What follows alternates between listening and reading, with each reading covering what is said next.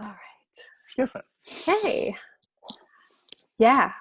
So thank you so much for taking the time and arranging yourself in your lounge to have a chat with me this morning, Graeme. I wanted to have a few more conversations with men that are in a similar phase of their business and their lives as you are, Hmm. to talk about success and fulfillment, because I think they're quite different things. And a lot of men that come to me initially have this desire for more success, some sort of peak performance, something more, something else. And often they go in hand in hand with being more productive and Yeah. increasing cash flow and profits, etc. Yeah. Then there's a shift in the journey, I think, at some point. So I wanted, I asked you to look back a little bit, a couple of years, and think about what was it that you were looking for, that you thought was going to be the next thing that you needed or wanted.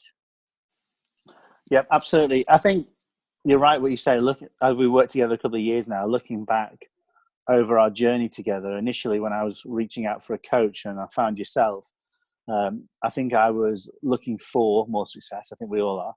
I want to be more successful, increase the amount of billings that my firm was doing, get some strategic guidance as well. And I think you've certainly helped me in that journey, but also sort of guide me along the journey towards being more fulfilled. So it's a more of a holistic approach as well. So it's not just being a business coach and being a P&L coach, but it's also actually being a full life coach. So that's including the relationships, the family, spiritual, meditation, health and well-being, etc., etc. And I think that's where I've learned to actually try and be more fulfilled as a person, not just be successful as a businessman, because you can be very, very successful, but then your life can be very, very unfulfilled. And I think I've learned to balance out all the layers of my life. And it's constant. It's never perfect. You're constantly out of whack and slightly out of balance. But I think with our weekly call and this sort of just checking in and sort of saying, right, you focus on this, and now you need to focus on this area. It's helped me become a lot more fulfilled as well as being successful. So Does that make sense? yeah, totally. And let's just dive a little bit more deeply into this. Like when you were thinking about success, or even now as a definition of success, what would be part of that? Would that be like money, status, the size of the house, the size of the car? Like what would you say, sort of your metrics for success? How do you know? Yeah, I mean, money is definitely a factor. It's a way of keeping score. It's a way of you buying stuff, and allowing you to, um, you know, attain and retain things, a house.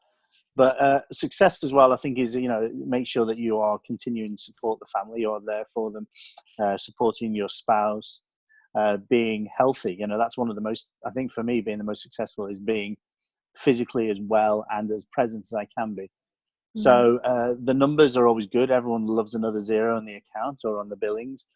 But I think being a successful individual is, having every area of your life and being successful in it. Mm. That for me is probably the most important thing. Being a successful parent is more important, I think, than being a successful businessman. There's Mm. always more clients to get. There's always more billings to have, but you're never going to be able to claw back those years of missing football practices, etc., etc. And you can do both. It's hard, but I think the success for me is actually helping me focus on all areas of my life. Mm. And did you see that coming? Did you think that was going to be part of the deal? Honestly, no. I was hiring a business coach, and I got a business, life, relationship, everything. I was like, this is, yeah, it wasn't what I expected. It was more, and that sounds a little hammy, but it's absolutely true. I think And you when can you get go ahead. coaches for every facet. Like you can get a PT, you can get a financial advisor, you can get a business coach, you can get a meditation coach, etc., etc. But I think with yourself, you've got experience in all those areas, and also you're speaking to the same person who can see that you're sort of leeching from one area of your life to sort of pay off something else. So I think to keep things in balance, it's very important to be able to speak to the one person who's got experience, who's got real experience in supporting individuals and achievers. I think it's lovely that you touched upon the topic of balance, because I was going to ask you, like, what did you feel, what are the things that you added into your life in the last couple of years that have created more balance for you, or more sense of presence and fulfillment, since you mentioned those already?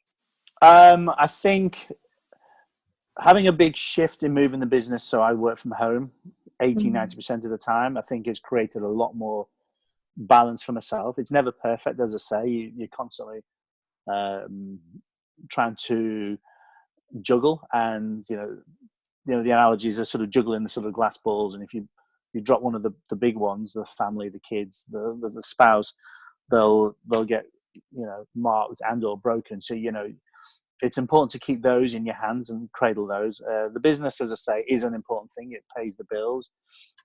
It provides the nice things, but that will come and go, and it's just having the daily focus on that, but as well being able to be there for the family, being able to sort of clock off on 4 some days to run my son to football practice, to go to my daughter's gym, etc.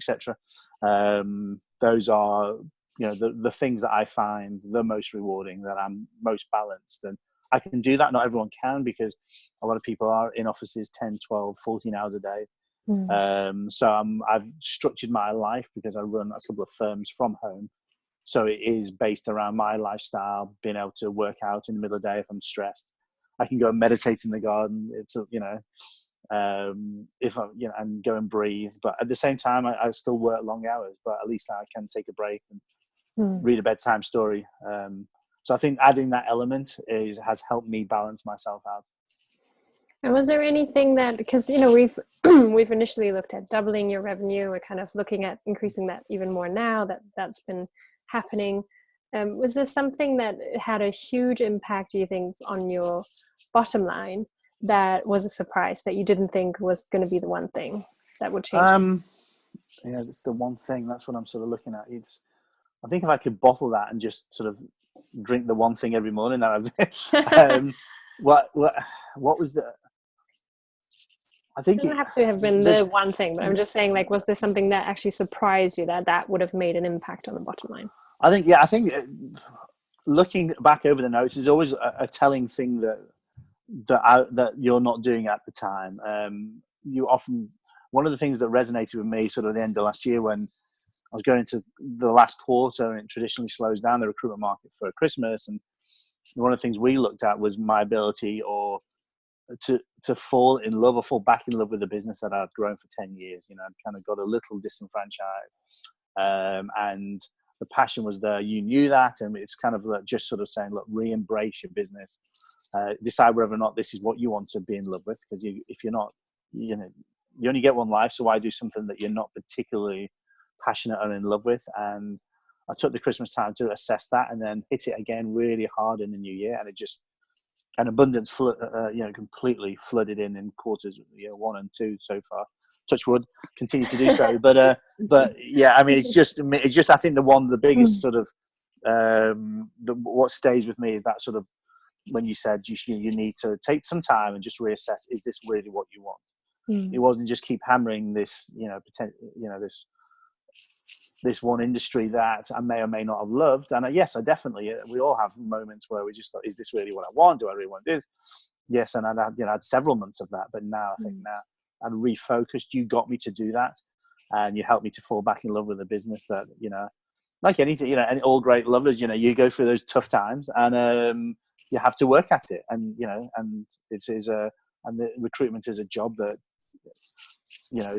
can be 24/7 and can be a lot of social time. And so, yeah, that was the thing that resonated, I think, along with many other lessons that you taught me. But that was the thing that kind of sticks with me, really. Just, I think, yeah, you're like one of the perfect examples where it's not even about like the black and white, shall you continue the business or not? It was much more of a, okay, well, let's look at the bits that you do like about it, sure. Yeah, and absolutely. the work that you do enjoy, and then let's see how we can deal with the other things too, in order to And then to your point, sorry to interrupt, I think it was helping me remember, because sometimes you'd say things, and then you said, do you remember you said you like this and this element to it? I thought, actually, I do like that. It's just someone reminding you, and just addressing things, and sort of just helping you remember, the simple pleasures of the job that a business you created, the job you love. But sometimes you get so bogged down in, how I love admin, as all sales guys do.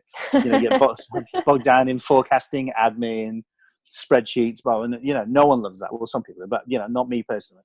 But you just help me say, look, get back to the stuff that you love. Yeah, and the other stuff we can deal with. We can either outsource it, or you can give it away, or and that just helped me just refocus and just begin this great love affair again with the business. Okay, that's great. Thank you so much, Graeme, for your time and for your sort of testimony to your own journey. And I really think the last 2 years have been so transformative already. I can't wait to see what's next. And, thank you for all your support. It's been a journey, and it continues to be so. And thank you for pushing me and for testing me and questioning me, slapping me. I definitely need that every now and again. I think everyone who is an achiever or sees themselves being successful needs that now and again. So I appreciate your support. Thank you, Jana. Absolutely. My pleasure. Thank you, Graeme. Bye.